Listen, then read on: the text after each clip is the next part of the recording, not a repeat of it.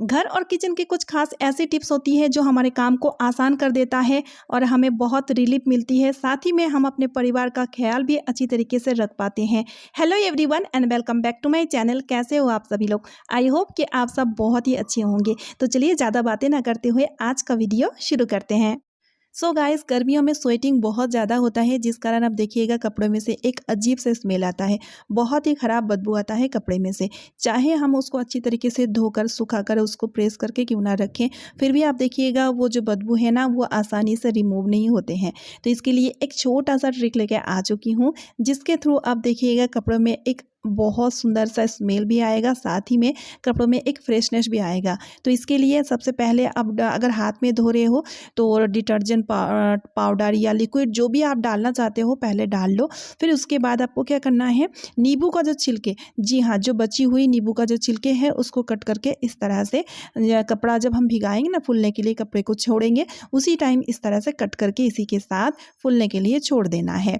इससे आप देखिएगा नींबू का जो एक एरोमा जो है ना वो कपड़ों में समा जाएगा, जिस कारण कपड़ा, इससे ना कपड़ा भी साफ होता है। अगर आप चाहें तो एक नींबू अगर निचोड़ के भी देंगे ना, तब भी आप देखिएगा कपड़ों में से बहुत अच्छा एक खुशबू भी आएगा, कपड़ा बहुत अच्छे से साफ भी हो जाएगा। बहुत ही यूज़फुल टिप है, एक बार ज़रूर ट्राई करके देखिएगा। चलिए अब देख लेते हैं अगला टिप।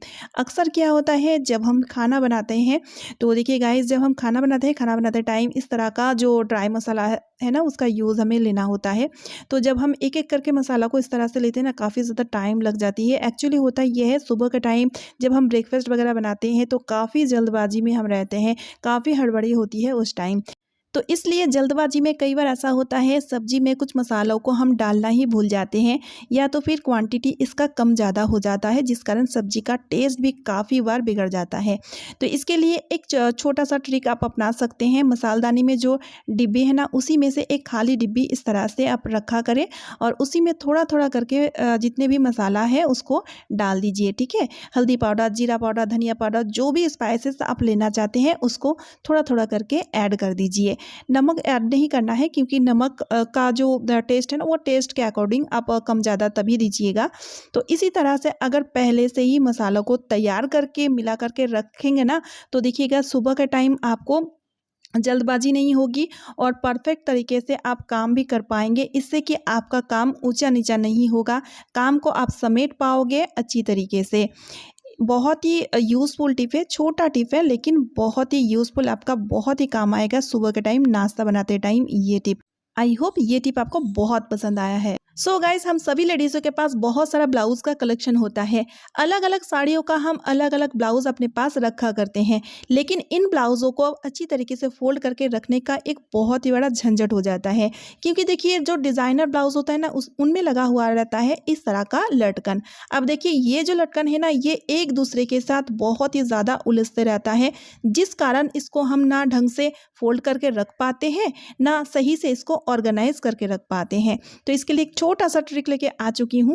तो इसके लिए सबसे पहले ब्लाउज़ को मिडिल से एक फोल्ड कर लीजिए और इसका जो लटकन है ना, इसको अंदर की तरफ डाल दीजिए। अब इसका जो स्लीव है इसको इस तरह से फोल्ड कर लीजिए और स्लीव का जो ऑपोजिट वाला पार्ट है उसको भी फोल्ड करना है। अब ऊपर से लेकर के इस तरह से ब्लाउज़ को फोल्ड करना है, फिर नीचे की तरफ से फोल्ड करना है।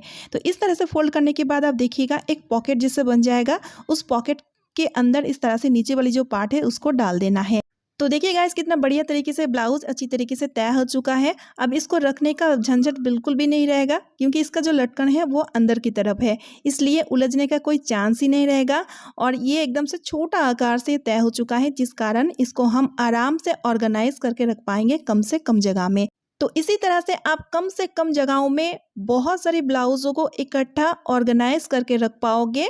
आई होप ये टिप आपका बहुत ही काम आएगा। तो चलिए अब देख लेते हैं अगला टिप।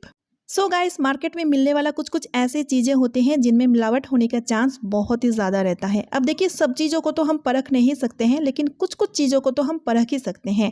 तो इसके लिए प्लेट में मैंने लिया हुआ है आटा। अब आटा को हम कैसे परखेंगे?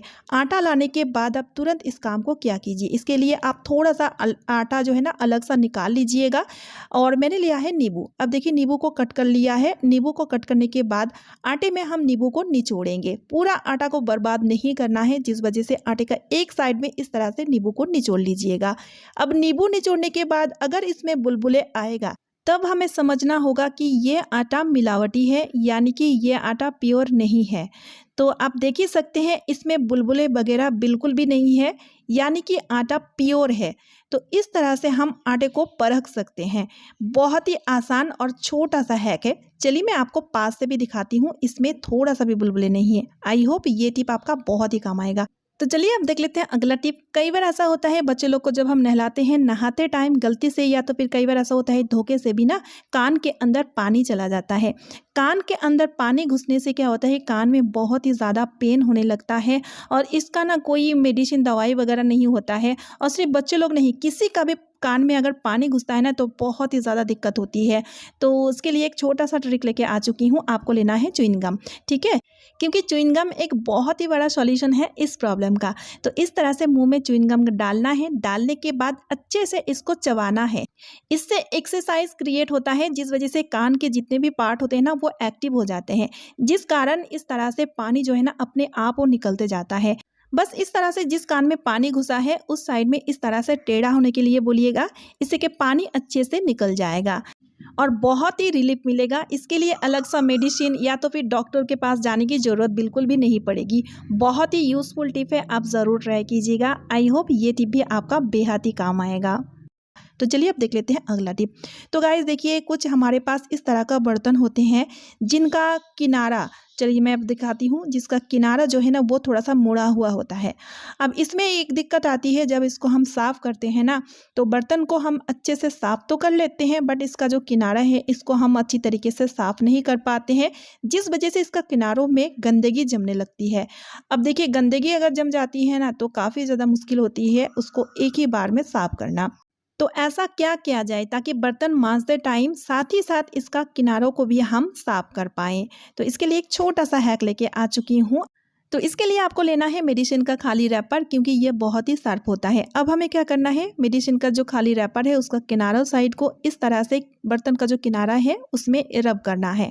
तो इसी तरह से जब आप रब कीजिएगा ना तो देखिएगा इसका जो गंदगी है वो निकलते जाएगा। अगर बहुत दिनों का जमी हुई गंदगी है तब भी आप इस तरह से उसको क्लीन कर सकते हो, और अगर डेली बेसिस में इस तरह से क्लीन करते हो तब तो कोई चांस ही नहीं रहेगा इसमें गंदगी फंसना।